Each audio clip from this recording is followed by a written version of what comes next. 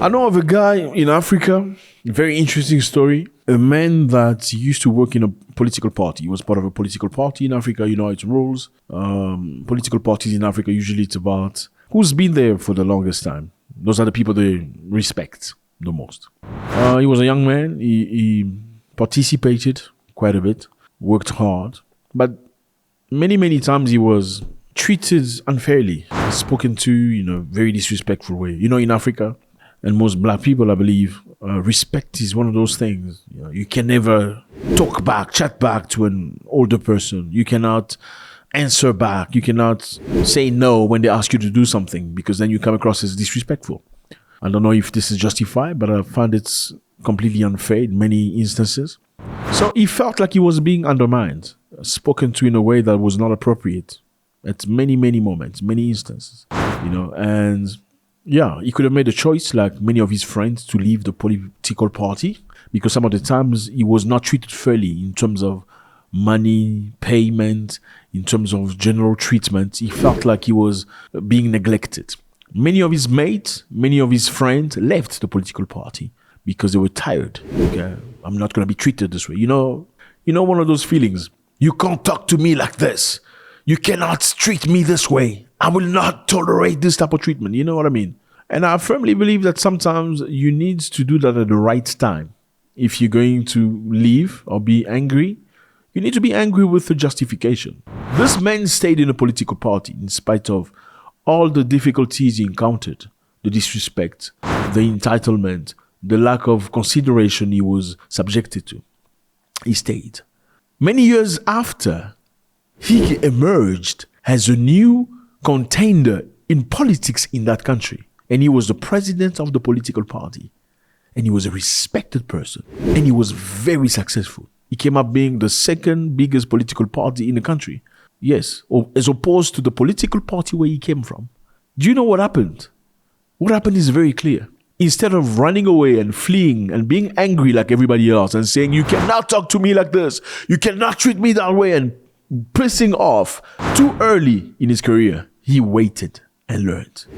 He got time to approach some of the seasoned politicians in that previous political party he was involved in. He learned from them. He learned the history. He learned the modus operandi. He learned the tactics, the techniques, and everything. Now, by the time he came out, there was nothing the ex-political party could do against him, because he knew everything they knew. You know what I mean? That's what I'm saying. In life, sometimes you need to sit down and wait. You don't always have to be angry. Oh, my boss is treating me in a way that I don't accept. I am leaving. Oh, she's talking to me like I'm a child. I am not accepting this. Oh, she thinks she's all that. I am not staying for that. It's good that you have some level of self-respect and self-esteem. But my question is this. Are you able to do the things your boss does right now without her? Do you have the abilities, the capacity to go on your own? Can you replicate what she does right now in your life? If you cannot, then maybe you need to calm down a little bit and take some time to think about it. Sometimes you're right, you are not being treated appropriately. But it's not time for you to leave. The time is not there yet. Let me give you a simple example. I remember many years ago, I'm a professional boxer. I know many people don't know. Yes, I beat people up for living, surely. Not an easy sport. In my beginnings, I was knocking people out. I came out very hard, very much liked by a lot of promoters. People like to see you. Boxing is not just about learning shots and stuff. There are boxers that land shot and win by point, and there are boxers that knock people out. And most of the people like boxers that knock people out because it's very spectacular. It's just beautiful to see. And I was one of those guys. I happened to be one of those guys, and people liked me like that. There was a man that came from Poland, a Polish boxer. The Polish boxer came to the African country I was staying at the time to fight one of the most known boxers at the time of Africa. He beat the living shit out of the African boxer. You have no idea. Like, he humiliated that guy bad. And at the time, because my name was up there, the African promoter who organized that show, called my trainer, said, listen, we want Zack in the show. We want him to fight because he's a good boxer. He showed tremendous skills.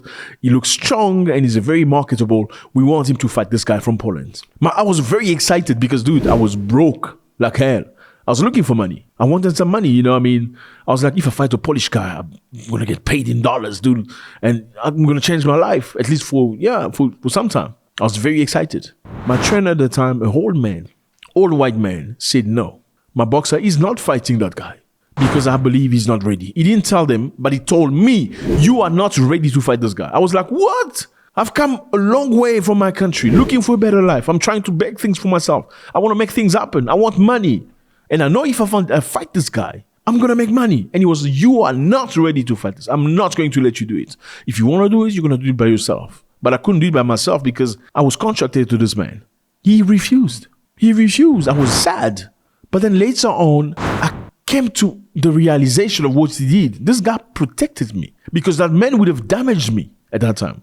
He would have hurt me and I would have never had the career that I had. He would have destroyed my career right in the beginning. He would have done it. I'm very glad of my career, but had I fought this man from Poland at that specific time, I wasn't ready. My mind and my greed was ready, but my body was not ready at all. So, some enemies, fellas, are not your enemies for right now. You can see him. He looks like he's invading your space. He looks like but he's not your enemy for right now. That's an enemy for the future. What you got to do for now is to learn from them. See how they operate. See how they function. You know, some of the slickest people I know, they will come close to you. Learn how you operate, what you believe in. How do you think? What are your modus operandis? You need to learn first. Yes, you can learn from somebody you don't necessarily like. You can learn their skills, you can learn their capabilities and stuff. I've seen another pastor somewhere in Africa. Okay, he was behind another pastor. You know, one of those young pastors that carry the Bible for another pastor. He carried the Bible for a bigger pastor, well-known pastor. Very slowly learning how he operates, very slowly learning how he does things. Even though he was humiliated in many instances, he carried on. He did not turn back. He did not claim, oh, you need to treat me better and pay me better. When the time came, he opened his own church. And his church happened to be bigger than the previous church where he came from. Then people were talking, oh no, he's got witchcraft. Yeah, you know, many people in Africa believe in witchcraft like that. If you're successful, it's probably the result of witchcraft because you sacrifice somebody's life into the devil's, you know, some of those type of nonsense. He's done great. All I'm saying to you today is this. Your boss could be somebody really not likable, very much not a good person. But trust me, if he's your boss, it's because he knows something you don't know. Okay? That person you're going for mentorship to is maybe not a very likable person. But if you need mentorship from him, it's because he got things you don't have. You know, you must take life this way. In Africa, we eat fish with bones. Fish have bones, right? Now, when fish have bones, they serve you fish on the plate. What do? You say, this fish has bones. I'm not eating it because there are bones in the fish. You don't do that. You're going to be hungry. You're going to sleep hungry. What you do is you eat the flesh and throw the bones because the flesh is what you need. The same thing for people. You hear what they have to say. You learn from them. And whatever that's bony and not nice for you, you don't need that. You just pass it. You just ignore it until the time comes for you to fly with your own wings. Let me know how you feel about these fellas. It's always a great pleasure as Africans and brothers to come together with these type of stories. God bless.